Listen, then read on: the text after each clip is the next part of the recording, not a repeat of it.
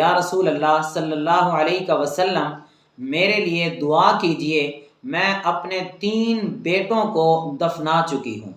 حضور نے ارشاد فرمایا کیا تم اپنے 3 بیٹوں کو دفنا چکی ہو؟ عرض کی جی یا رسول اللہ صلی اللہ علیہ وسلم۔ تو نبی پاک علیہ الصلوۃ والسلام نے ارشاد فرمایا تم آگ سے حفاظت کے لیے ایک دیوار قائم کر چکی ہو۔ تو معلوم ہوا کہ جو بچپن میں بچے فوت ہو جاتے ہیں یہ اپنے ماں باپ کے لیے حفاظت کا سامان بنتے ہیں۔ نبی کریم علیہ الصلوۃ والسلام نے ارشاد فرمایا صحابہ کرام سے، فرمایا وہ جوڑا جن کے 3 بچے فوت ہو گئے تو قیامت کے دن اللہ ان پر فضل فرمائے گا کہ ان ماں باپ کو جنت عطا فرمائے گا۔ صحابہ کرام نے عرض کیا رسول اللہ صلی اللہ علیہ وسلم جس کے 2 بچے فوت ہو جائیں وہ، حضور نے ارشاد فرمایا ان 2 کے بدلے بھی اللہ جنت عطا فرمائے گا۔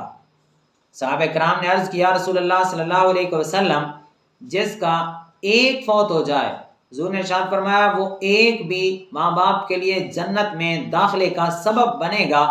اور آگے حضور نے ارشاد فرمایا جس کا کچا بچہ فوت ہو گیا، مطلب جس عورت کا حمل ضائع ہو گیا، تو فرمایا قیامت کے دن وہ بچہ بھی اپنی ماں کی ناف کو کھینچتا ہوا جنت میں لے کے جائے گا۔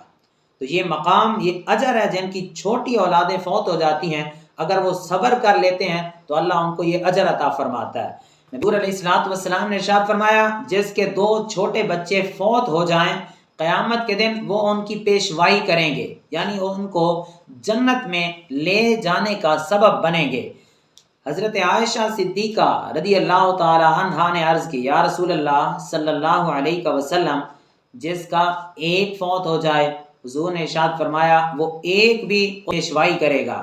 عرض کی یا رسول اللہ صلی اللہ علیہ وسلم جس کی پیشوائی کرنے والا کوئی نہ ہو، یعنی جس کا کوئی بچہ نہ ہو، کیونکہ حضرت عائشہ صدیقہ رضی اللہ تعالی عنہا کے ہاں بھی اولاد نہیں تھی، اس لیے حضور سے پوچھا یا رسول اللہ جس کا کوئی بچہ نہ ہو، جس کی پیشوائی کرنے والا کوئی نہ ہو، تو حضور علیہ السلام نے ارشاد فرمایا جس کی پیشوائی کرنے والا کوئی نہ ہو میں محمد اس کا پیشوا بنوں گا اور میرے جیسا کوئی پیشوا ہو ہی نہیں سکتا۔